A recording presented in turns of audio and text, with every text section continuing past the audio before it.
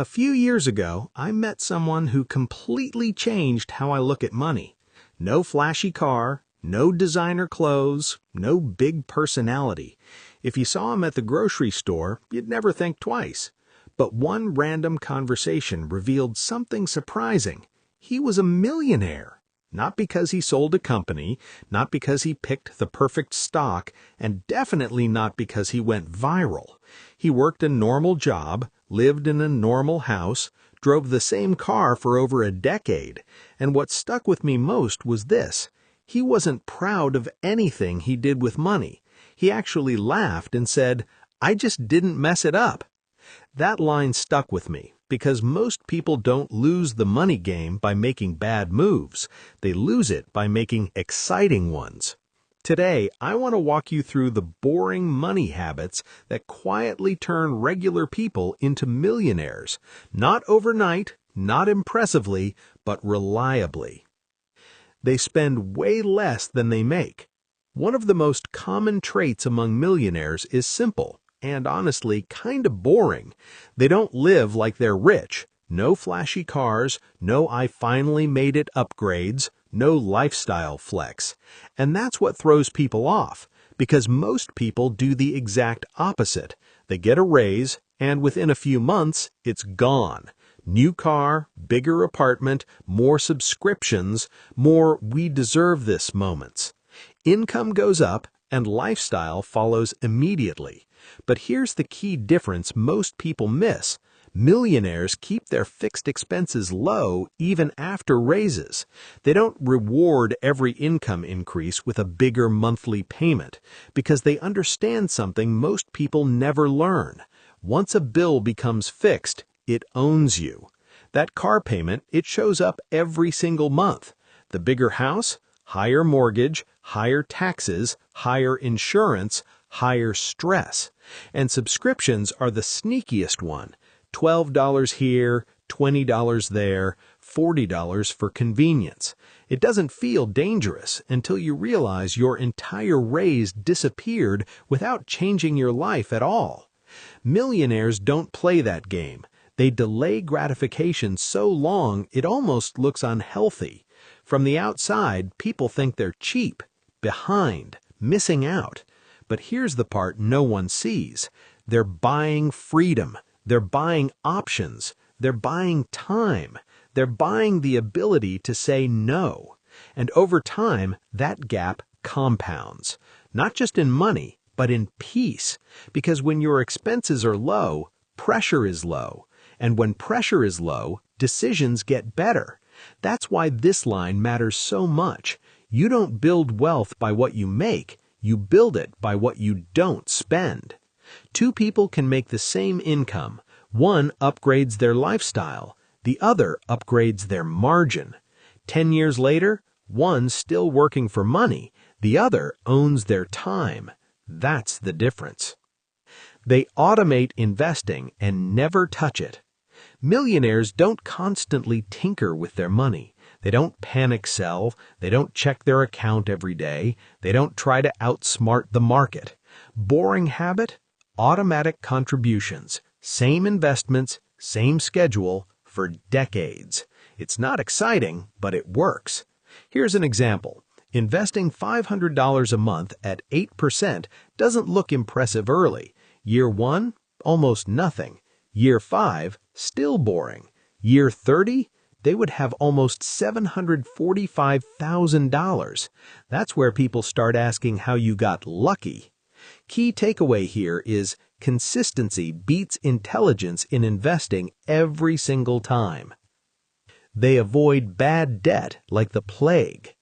Here's a big misconception. Millionaires aren't anti-debt. They're anti-stupid debt. They understand something most people don't. Debt isn't the enemy. Interest working against you is. That's why they avoid the worst offenders.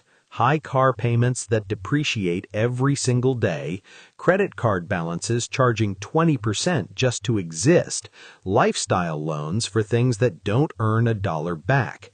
Most people use debt to look richer. Millionaires use it, if at all, to be richer. Think about how interest actually works. When you carry bad debt, you wake up every day slightly poorer than the day before, even if you didn't spend a dime. No new purchases, no bad decisions, still losing money. That's why credit card debt is so dangerous. It's silent, it compounds fast, and it keeps people running in place. Millionaires see that and want nothing to do with it. They don't normalize debt the way everyone else does. Everyone has a car payment. Everyone carries a balance. Everyone finances their lifestyle. That mindset keeps people broke for decades. Millionaires flip the equation. Instead of paying interest, they collect it.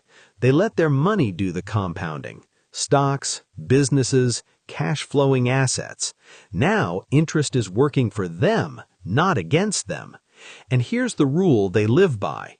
If it doesn't grow your income or your net worth, it better be paid off fast. Not eventually, not when things calm down. Fast.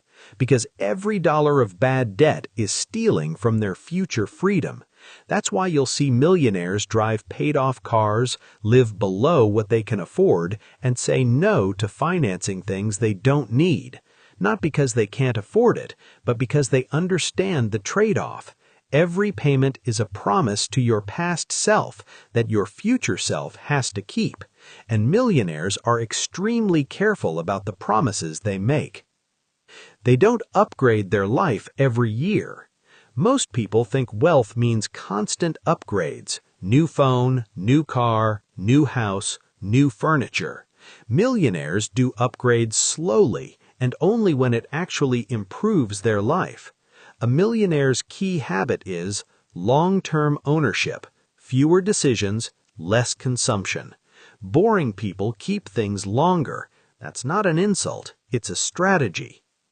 They focus on net worth, not income. Income impresses people. Net worth gives you freedom.